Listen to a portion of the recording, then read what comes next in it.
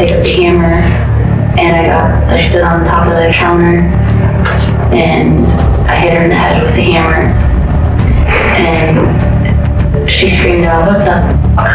And then I jumped off the counter, and then I hit her again with the hammer, and again and again. On December 31st, 2013, a horrifying attack unfolded inside a quiet Pennsylvania mobile home when a 25-year-old mother, consumed by severe heroin withdrawal, picked up a heavy hammer from her kitchen drawer, stood on the counter behind her mother, and swung it directly into the back of her head. What followed was a brutal, relentless assault, 18 crushing blows with a hammer, a desperate attempt to choke her own mother in a blood-slicked bathroom while her 2-year-old son slept just a few feet down the hallway. Sarah stole her mother's wallet, credit cards, and checkbook, purchased heroin, and checked into a motel with her son. To delay discovery, Sarah used her mother's phone to reply to text messages from her mother's friends, employer, and boyfriend, impersonating her mother.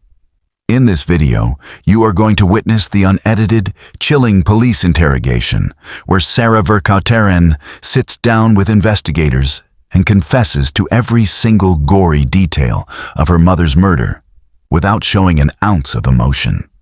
If you are fascinated by the raw, unsettling reality of true crime and police interrogations, hit that like button right now and subscribe to the channel so you never miss another deep dive into the darkest criminal minds.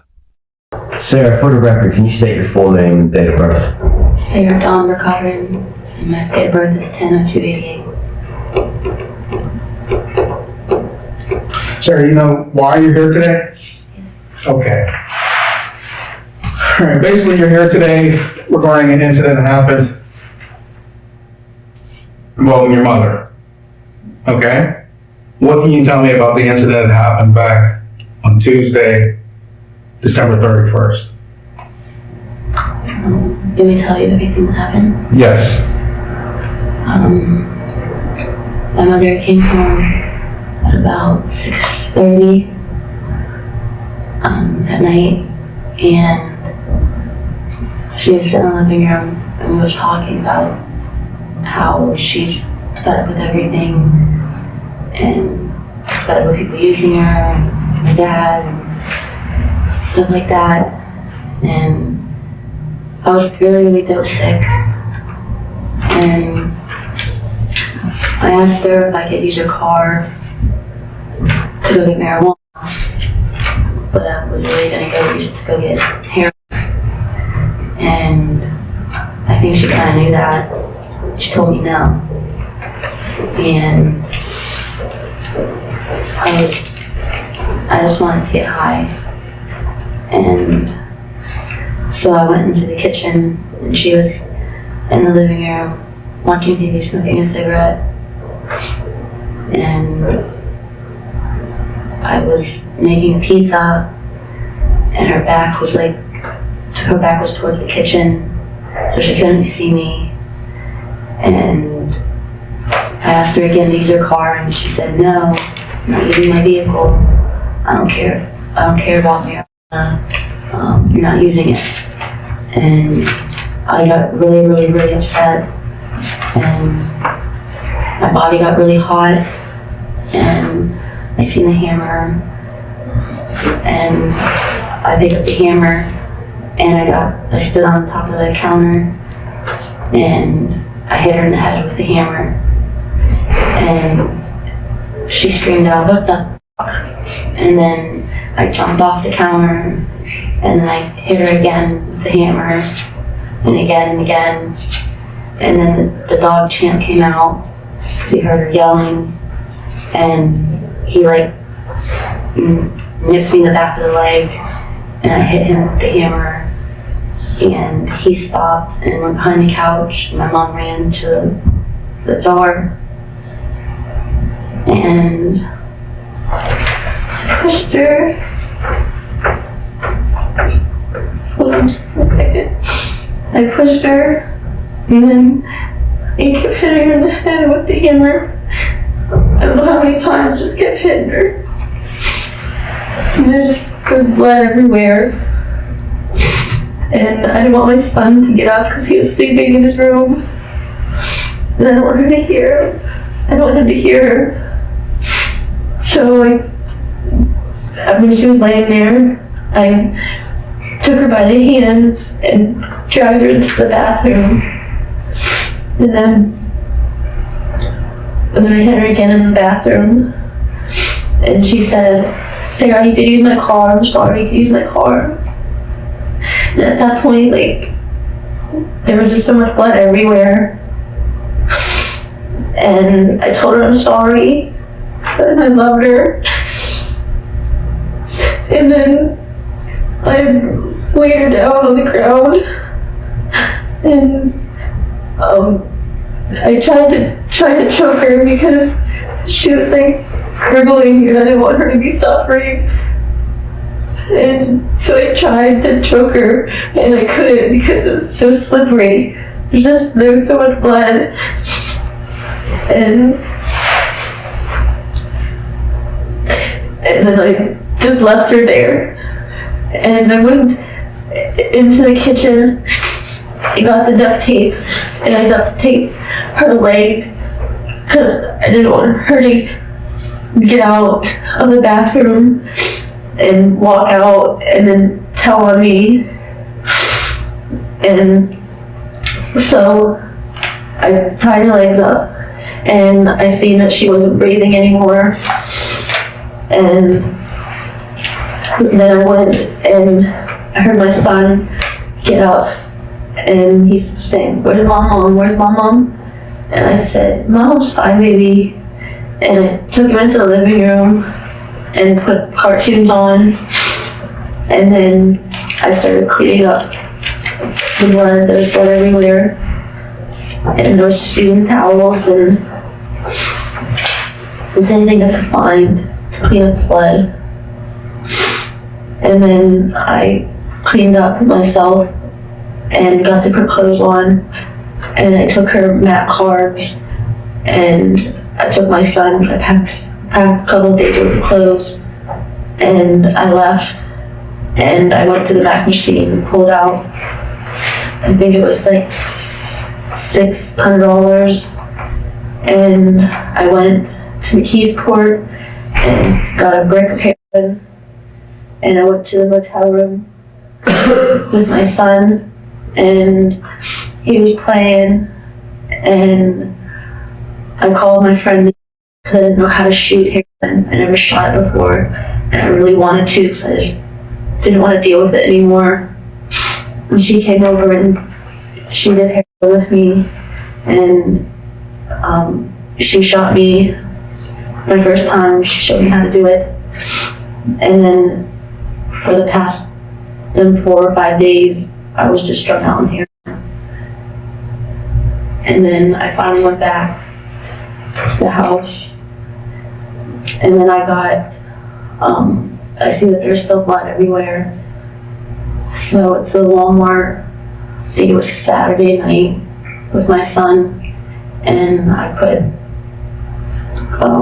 got contractor bags and 409 cleaner with bleach and vinegar and washcloth and 2 sponges and hand gloves, and I put it on a big bin, and I walked out of Walmart with it, and I went back to the house, and I cleaned up the mess, and I wanted to put my mom in bed, but I just couldn't go to the bathroom, and instead I just got high. And then after the money was gone and the dope was gone, I left. It was the 7th, and I was going to go to my baby's dad's court date, and it got canceled, and I was speeding for dope, and I went and robbed the PNC bank, and then I got Pulled over and arrested. Notice how Sarah delivers a full, horrific confession within the first 8 minutes, without a single drop of emotional resistance. In criminal psychology, this is known as a dump and purge narrative. Deeply addicted and facing sudden withdrawal in a cell, Sarah's cognitive bandwidth is completely depleted. She isn't driven by remorse, she's driven by the exhaustion of running. But pay attention to the detective's strategy here. Notice how he doesn't interrupt or display shock when she casually details climbing on a counter to strike her mother with a hammer. Interrupting a suspect during an unprompted confession breaks their momentum. Watch closely as we hit the next phase, because now that she's admitted to the crime, the detectives are going to pivot from letting her talk to locking down every single physical detail before she changes her story. Okay, sir. Let's go back. The incident at the trailer. What's the address of the trailer? Okay, who lives at the trailer? Me, my mom, and his dad was staying there. He got arrested in jail. And your mom's name? Dawn, Marie Wagner. And the father of your child, what's his name? Okay. So you're saying that it all started over a confrontation, argument, dispute over car keys. So the vehicle is owned by who? My mother. Your mother? And why wouldn't she allow you to take the vehicle? Because I'm pretty sure she seen out I was dope sick, and I'm pretty sure she knew I was gonna go buy dope. And she didn't want me to do that. But I was just so sick. Okay, so prior to the assault on your mom, did your mother go to work that day? Mm-hmm. In the bedroom sleeping, correct? So mom came home from work roughly what time? 6:30. That's the normal time that she comes home from work? So when does she usually come home from work? About 5:30. Was there a reason why she come home at half hour? You know why she come home at half hour later? Approximately half hour. She wouldn't tell me. She said she had to think about a few things. Yeah, your mom owns the vehicle. What kind of vehicle? What's the make and model of the vehicle? Chevy,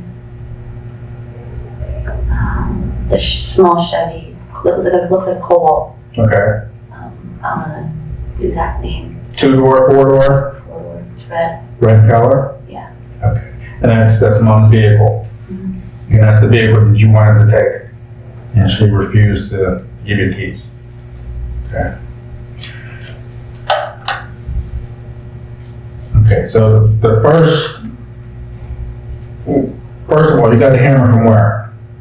The kitchen drawer, Kitchen drawer. Did you remove anything else from the kitchen drawer? the duct tape. A roll of duct tape? Okay. So the first strike, you're behind your mom, and you hit her in the head. And then from here, did your mom fall to the ground at that point? No, she got up and said, she looked at me and said, "What the fuck?" Okay. And that's when I jumped off the counter and started hitting her. Sarah, where was your mom sitting when you first hit her? The left seat. It was right in front of the counter, like right in front of the kitchen counter. Like her back was like towards the kitchen, so she couldn't see me. And she was watching TV and smoking a cigarette.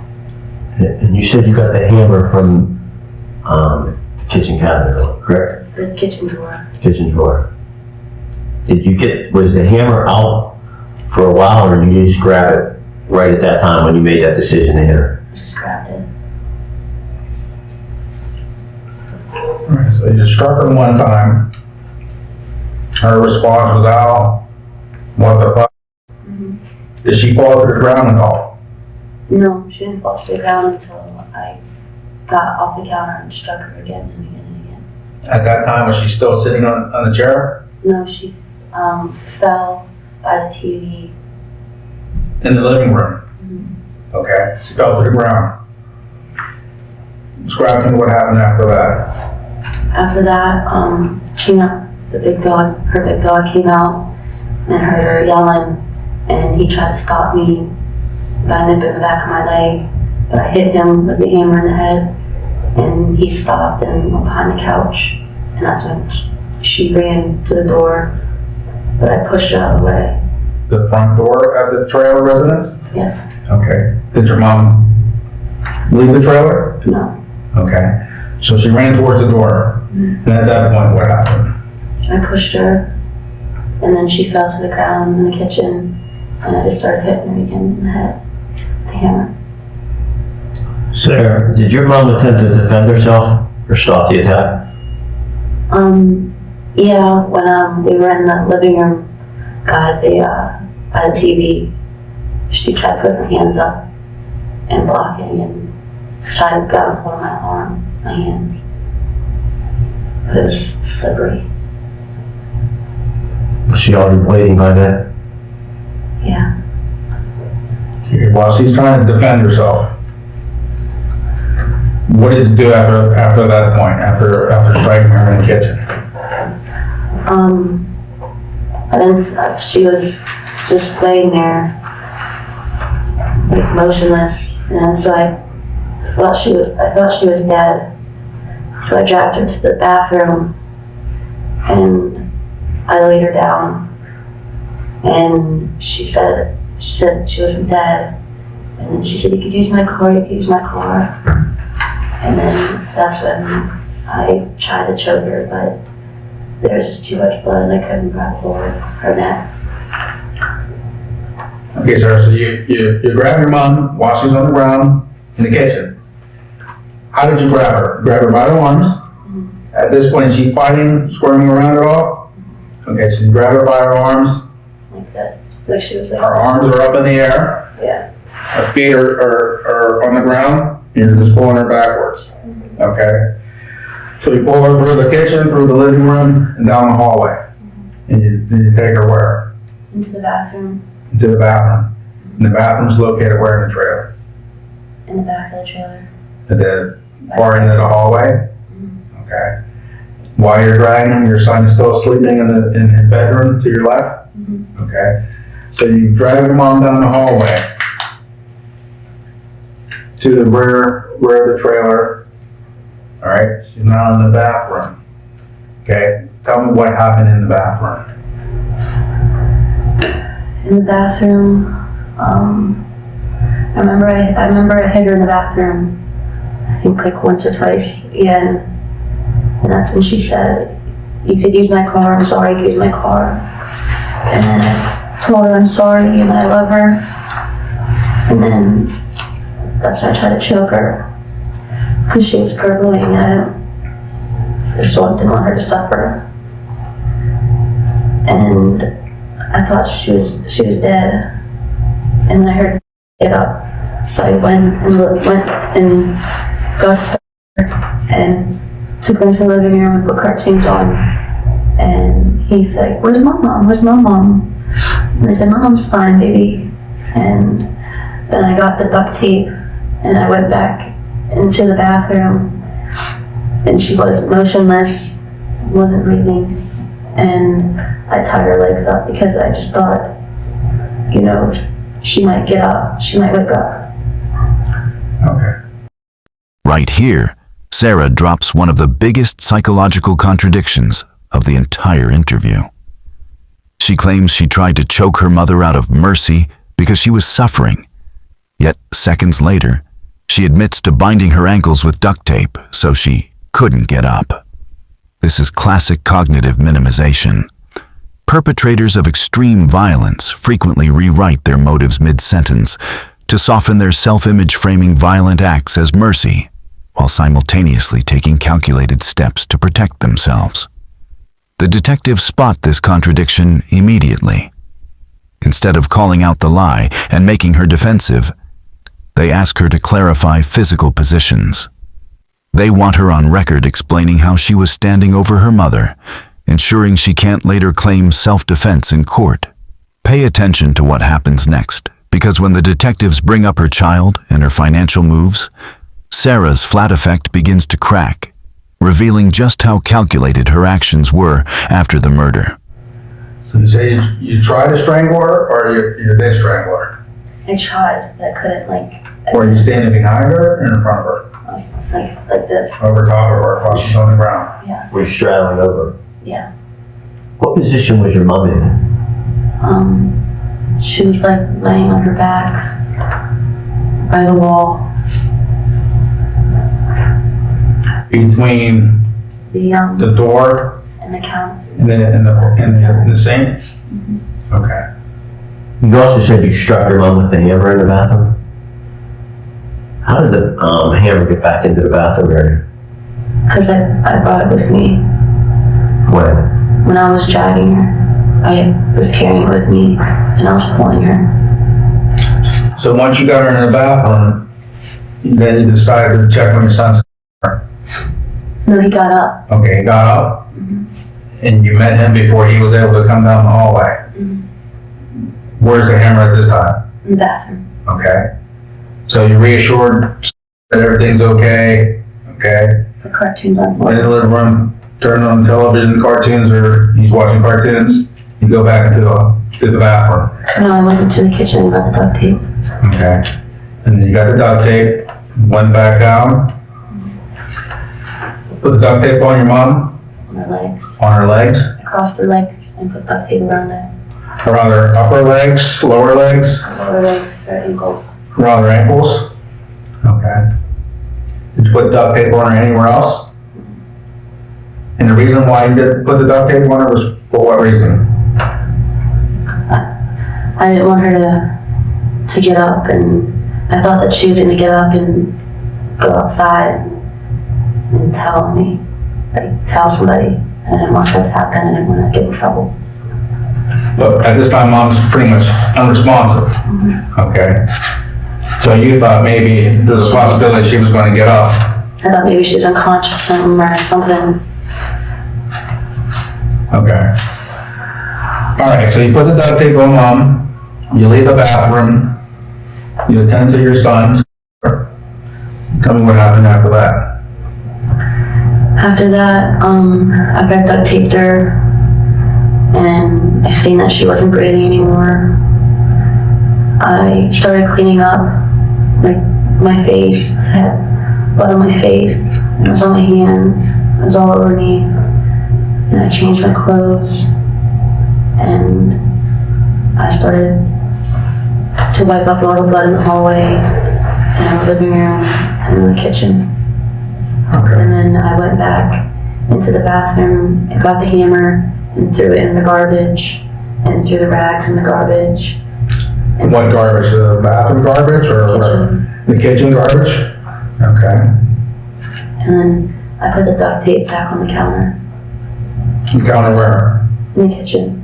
Okay. And then I got some clothes for she, and I got my mom's wallet, her IDs, and her cards. And I went to this guy in the car and went to the Sunoco. Okay. And then I went to the T Sport and got a brick hair. And then I stayed at the Highland Terrace Hotel for a couple days. And I didn't know how to shoot, so I called my friend to come over to help me. Okay. It's Sarah, real quick. Do you know what clothing you were wearing when you attacked your mom? I was wearing Eeyore pajama bottoms, and it was like a long white sleeve. I think it was a Steelers shirt. Long sleeve Steelers shirt. And what did you use to clean up the scene? Towels and rags that I found around the house. Any cleaning products at that time? There was, like, clean bathroom stuff that I used, but it didn't really work that well. That's why I went to Walmart and got all the cleaning supplies. And just for the record, I know you said, what was the primary area where you were striking your mom with the hammer? In the kitchen. What was the primary area on her body? Her head. Her head? Was she struck anywhere else on her body other than her head? I don't think so. If you can remember, Sarah, do you remember what your mom was wearing? I know, I'm pretty sure she was wearing zebra striped pants. That little kind of shirt she was wearing. Remember the clothes she wore to work that day? Okay, so what time did you leave the trailer after the assault? It's probably like 7:30ish, close to 8. That's PM. Okay. So you leave the house, you grab some belongings, clothing for yourself and for your son. And toys for him. Okay. And I believe you said you met up with a friend Well, she came over to to the hotel. the motel, What motel was that? Highland Terrace Motel. On Paris, and that's located where? Route 30, either North Huntington or North Sales. Okay. What's last name? I don't know her last name. I know she lives in North Sales though. Where at? It's right by the, she didn't know anything about me, her, and my mom or anything else. You contacted her or she contacted you? And arrangements were made? You contacted her? Okay. I owed her a couple of hours up there. And I said, why don't you come over and we'll hang out and I'll give you, your hair that I owe you, but just can you help me shoot up? And I was there before. Okay, so when you left the trailer, did you have any money on you? Any checks, any credit cards, debit cards, anything like that? What did you have? I had all my mom's debit cards and her checkbook and her identification, her social security card. And these items were where? Originally? Originally they were in her purse, The purse was at the house or in your mom's car? at the house, on the counter. Okay. Look at the stark contrast in Sarah's demeanor here. When describing brutal violence against her mother, her tone remains eerie and detached. But when asked about debit cards, motel rooms, and ATM withdrawals, her answers become precise and linear. From a psychological standpoint, this reveals instrumental behavior. The moment the assault ended, Sarah didn't panic or seek help. She executed a self-preservation plan, securing funds, buying drugs, and securing shelter, all with her young child in tow. Notice a subtle detective mistake here. They allow her to brush over the timeline of taking her son to drug deals without pressing harder on child endangerment charges. However, their primary objective remains clear: establishing premeditated theft and intent. Keep watching in a few moments. Sarah reveals what she bought at Walmart to handle her mother's body, exposing the darkest detail of the entire investigation. All right, so you leave the resident with your mom's belongings, purse, debit card. Did you stop and get cash? Did you use these debit cards anywhere? Tell me about that. Some of I used the Pinnacle account to get the money out, and then I used the Pinnacle one to get the room for a couple nights, and I paid cash some nights for the room, and then I used the choice checking to get cigarettes and food and stuff like that for the motel. Okay. So the first transaction was made at, you said Sunoco, and that's on, where's that located? I believe it's Route 66, Delmont. Route 66 at Delmont? Okay. And that's just north of Route 22?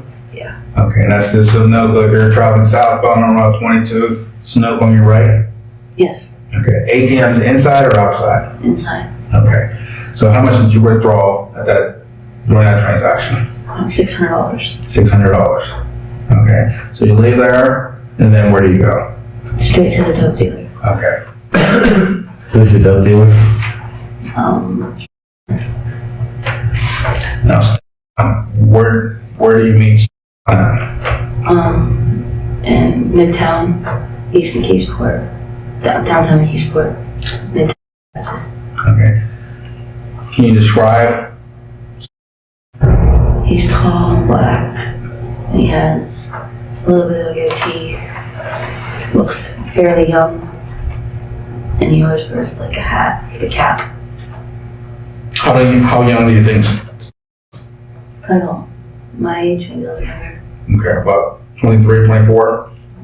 Okay, you're what, 24? You're 25. Okay, so he's around your age. Okay, so you say it's that's a housing development, housing project? Yeah, High rise, one building? That's in downtown McKeesport. Okay, so you meet with, okay, and you purchase your hair. Okay. And then from there, you go where? to the motel. Back to the motel on Route 30. Where's your son at this point? He's with you? He's with you when you went and met with... Oh, okay. Now, this is prior to meeting with... Okay. So then you go back to the motel and that's when you contact. Okay. Did you make any other credit card or debit card withdrawals prior to going back to the motel that day? Yeah, I got some cigarettes and something to drink and something to eat. Where at? McDonald's. Got a McDonald's.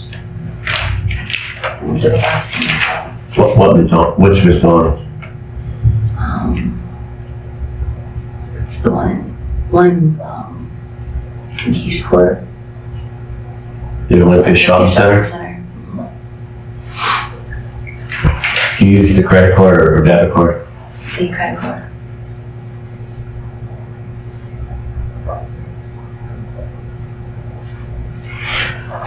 Okay, so we're still on Tuesday, the 31st, correct? Did you go anywhere else that night? No. Okay. The following day, did you go anywhere that day? The first, New Year's Day? No, I just stayed at the motel and went over again and we got high. And then the next day, I stayed in, got high. And the next day, stayed in and got high. So you're still with... Well, she would come over in the morning. Okay. So how many days did you stay at this motel? About 4 or 5 days. Okay, so the first day we're going with Tuesday, Wednesday, Thursday, Friday? Saturday morning. You stayed there for 5 days, 5 nights? Well, 5 days. So you left Saturday morning. Around to about, he let me stay there a little bit later because I just rented the room for so long, so I left there about 2 o'clock Okay. on Saturday. So Saturday, tell me about your day Saturday. Saturday, I went and got, I think it was like 3 bundles, and then I went back to my house, the trailer, and I got high again, and then later that evening I went to the Walmart and got the cleaning supplies and the blue bin, and I went back to the house and I took the Christmas tree down and the Christmas decorations down, and I cleaned the entire house, like the floors and everything. Okay, this is on Saturday. Okay, this is day number 4 after the incident that happened at the trailer. Okay. So you left the trailer, you met, did you have telephone communication with anyone else other than Nick? Did you decide to call anyone? Did you decide to call the police, medics, anything? Okay, so your mom is in the trailer. At this point, do you think she's dead? Okay, you feel she's dead at this point. No phone calls, All right, so you go about your day on Saturday, okay? What about the following day, Sunday. Sunday? I just stayed at the house. Me and Skylar stayed at the house, and I was gonna put my mom in the blue bin, but I couldn't go back into the bathroom, and so I just got high. Okay. Okay, let's go back to this blue bin. You purchased that where? Walmart. I didn't purchase this bullet. That was on Saturday? Okay. So tell me about your trip to the Walmart.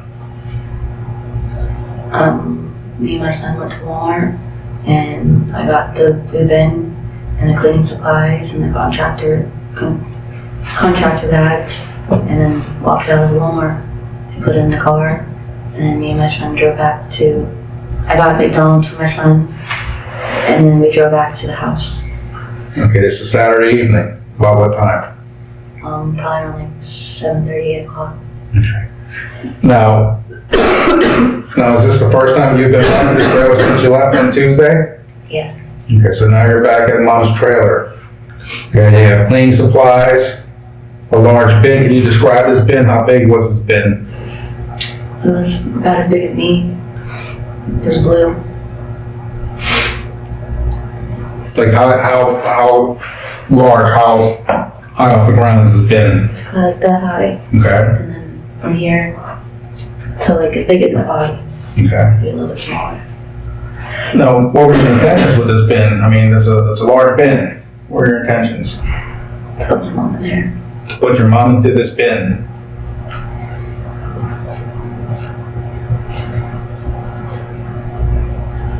Okay. Now, were you gonna do this by yourself? Did you have help? I did it myself. You were gonna do it by yourself? So that was your main goal, you were gonna put your mom in the storage bin. Alright, so you never did that, so at this point you decided to clean the place up, okay? Purchasing contractor bags, bleach, vinegar, and a massive storage bin isn't a reaction to trauma, it's a calculated disposal attempt.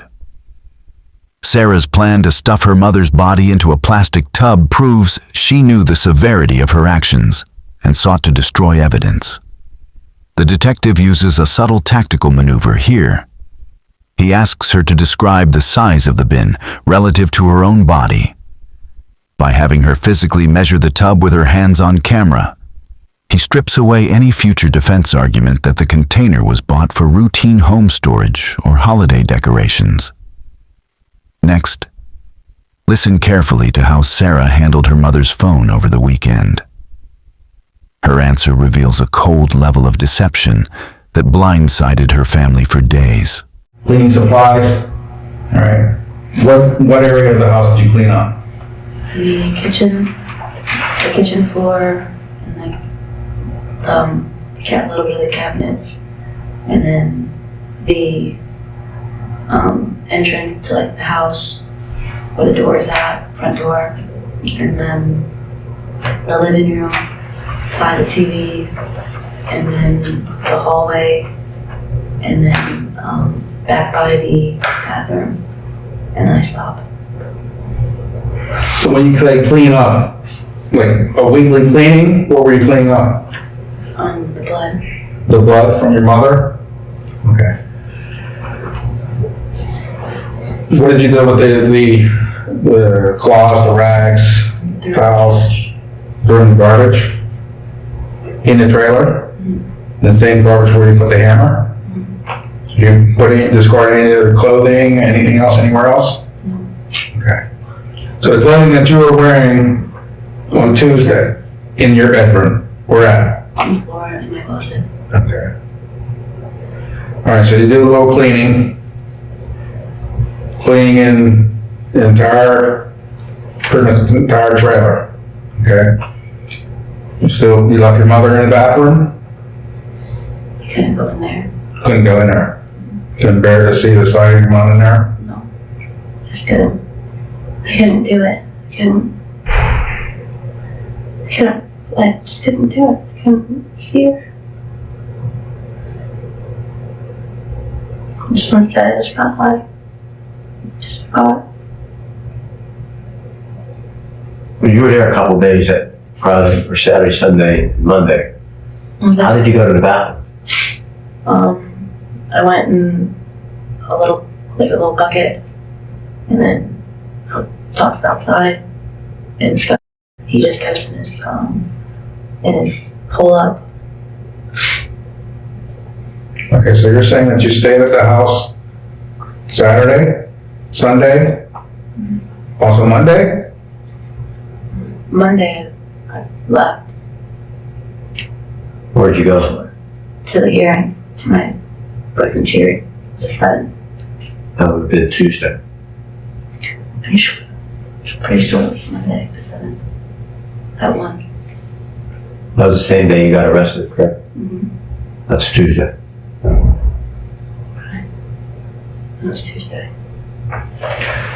Sarah, do you remember if anyone, You sure it's Tuesday? Because I swear it was Monday. 7th was on a Tuesday. alright, so that weekend, the time that you're there, do you remember anyone coming over to the house? No. No visitors, any phone calls, your mom received any phone calls? My mom received messages from her friends and phone calls from her boyfriend. But after that, told Mark, her employee, that I heard I act like my mom. I said my dad gave out, and I just talked like she would. And then my dad called one time, and I told him that I was busy and I'll call him back later. Okay, so when you say you have a conversation with these people, telephone conversations, text conversations, Text conversation. and these text conversations were made on what? Mom's phone, your phone? On my phone. Your mom's phone. So you received text messages on your mom's telephone from coworkers, and you acted as if you were your mother. You responded to these messages acting as if your mother was responding. Alright. What friends or coworkers do you remember attempted to contact your mom? Her friend and then her boyfriend, and then my dad tried to call. Anyone else tried to contact her, either call her or text her? My grandmother, but I didn't answer. Now, did you have a conversation with your father? Mm-hmm. Okay, he was only trying to get a hold of your mom through her phone and via text. Mm-hmm. Okay. So this is over the weekend, roughly, do you remember what day? No.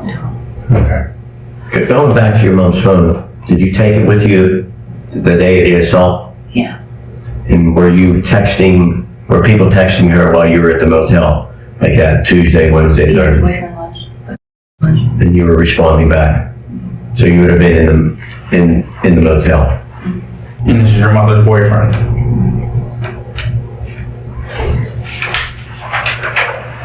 So basically, this all started over a disagreement with one of your mom's vehicle, and the fact that you're addicted to heroin.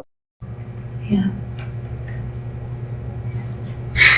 And the result of your addiction made you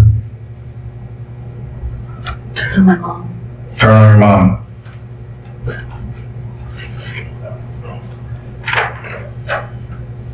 Did you tell anyone or talk to anyone about what happened? You never told me.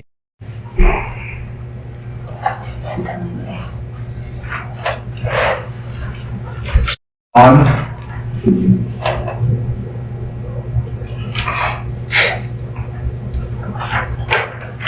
Let's go back to when you left the motel that Saturday. How did you pay for it? How were you paying for the motel? I didn't take the motel Saturday after I left. How were you paying for the motel? With a credit card, Pinnacle credit card. You paid daily? You said when you left the motel, you went and bought maybe 3 bundles? Who did you buy that off? One of his friends, Who was that? I don't know his name, she got it for me. Where at? It was in the Keysport in Grandview. In Grandview? And while you were staying, you said at that motel, that Tuesday, Wednesday, Thursday, Friday, and you left Saturday, did you use any of your mom's debit or credit cards anywhere other than paying for the motel? I got a pizza. Where at? I had it delivered to the motel. You know, what pizza shop? You know, Did you go to any Mac machines or any stores where you used a credit card or debit card? yeah, I got a cigarette stuff. You know where? It was the gas station in North Versailles. I really like it. Gas station, Dunkin' Donuts in North Versailles. Where else did you use the card? Sarah was texting her mother's boyfriend, co-workers, and family. While her mother's body lay inside the home, it proves total situational awareness. Sarah wasn't in a blackout state. She actively maintained a false reality to buy time and access money. The investigators avoided aggressive confrontation, tactical traps, or raising their voices. Why? Because an addict in withdrawal will often shut down or request an attorney if pushed into a corner. By keeping the atmosphere conversational, they secured an airtight murder confession in under 45 minutes. Stick around for the final moments. Sarah's very last sentence right before the tape turns off shows the exact narrative she hopes the jury will believe. What was it?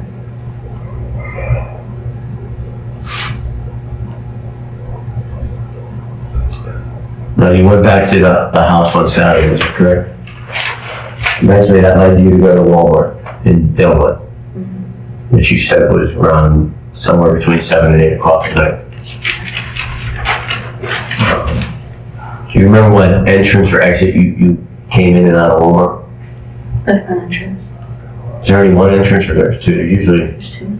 so you remember which one was it though? The one on the far right. One on the far right? And did you exit the same? And was he with you or was he in the car? You were holding him, carrying him? He was in the buggy. And when you went there, you went to get certain items, is that correct? What items did you steal? Do you remember stealing? I remember stealing a bin and the contractor bags and the 400 bleach cleaner and the vinegar and the wash rags and the 2 sponges and the gloves. The gloves. Did you do any, did you look at a computer or anything to check what cleans blood?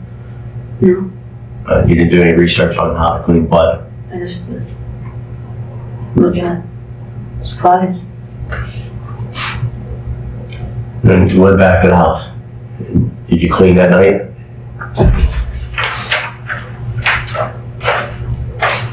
Going back to the hallway area.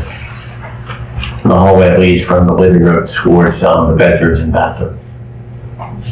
Is that carpeted? No, there's a throwaway down The throw rubber? Is it the whole length of the... there. Kind of. Did you do anything with that? I rolled it up and put it in the hamper. And when did you do that?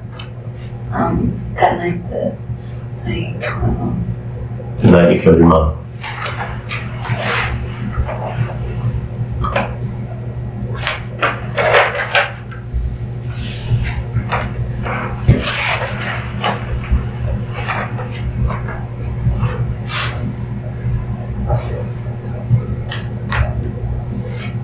Tuesday you went and went to the hearing, it was canceled, and then you subsequently got robbed. You subsequently got arrested for the robbery at PNC.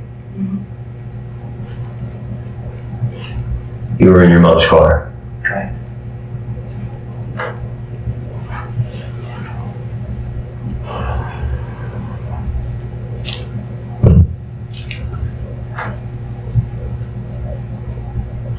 So what day was the robbery at PNC? I thought it was Monday, but I guess It was the day of your boyfriend's here. schedule here.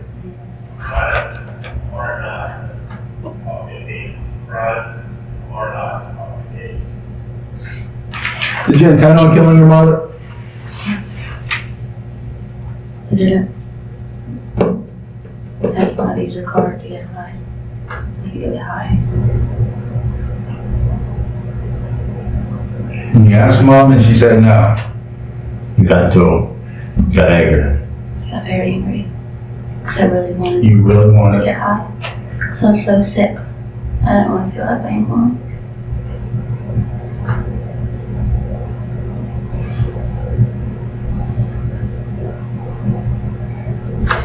All right, Sarah. Thank you. Right now, it is 16:25 hours. That concludes our interview. Thank you, Sarah. If there's any questions, we'll pretty much sit in here for a minute. If there's any other questions, we'll come back and ask you. All right, we're gonna keep the audio and video recording running, okay? See if someone will sit with you, either myself or another trooper while trooper else.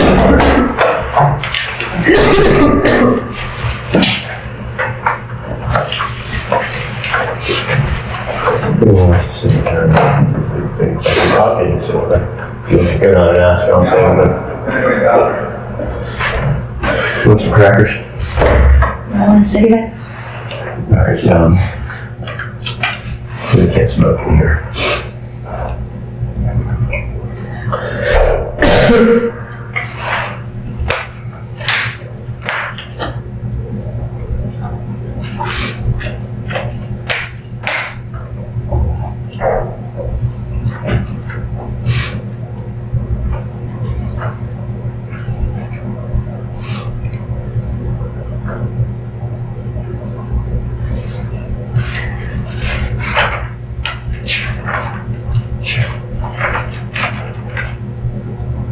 Those are pictures of my mom with it. You want to fingerprint, which we believe was obviously yours in the bathroom. It was stuff that we were, like I said, that's all. So fingerprint, blood fingerprint, was in the bathroom.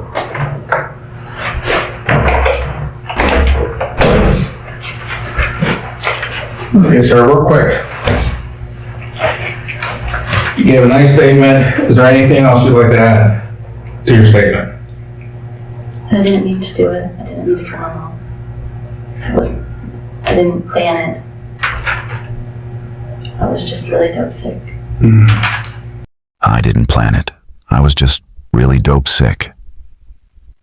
Those final words are Sarah's last-ditch effort to shift culpability from intentional homicide to an involuntary crime driven by addiction.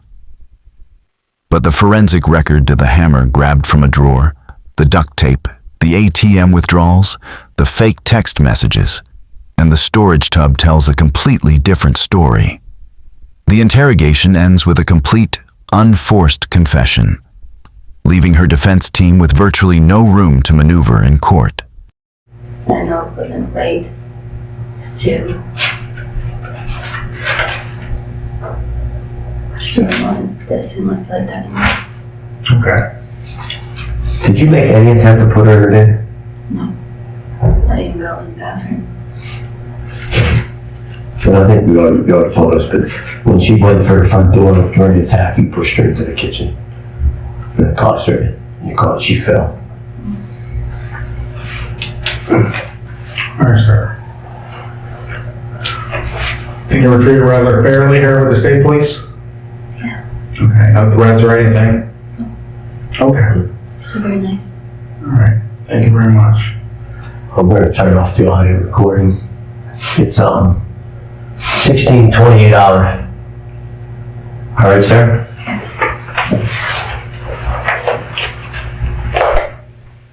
April 2016. Sarah appeared in a Westmoreland County courtroom to enter her plea. Facing the possibility of the death penalty, the 27-year-old pleaded guilty to first-degree murder for the death of her mother, Addressing the judge directly, Sarah stated she wanted to take full responsibility for her actions and admitted she deserved to spend the rest of her life behind bars. The judge agreed, sentencing Sarah Vercauteren to life in prison without the possibility of parole. She was sent to the state correctional institution. In the end, a mother's refusal to feed a deadly addiction ended in an unspeakable tragedy, leaving behind a broken family and a devastating lesson on the horrific costs of drug abuse. What part of Sarah's interview shocked you the most? Was it her total detachment, or the cold attempt to clean up the crime scene? Drop your thoughts in the comments down below. If you found this deep dive analysis insightful, hit that like button, share the video, and subscribe to the channel with notifications turned on so you never miss our next true crime case breakdown.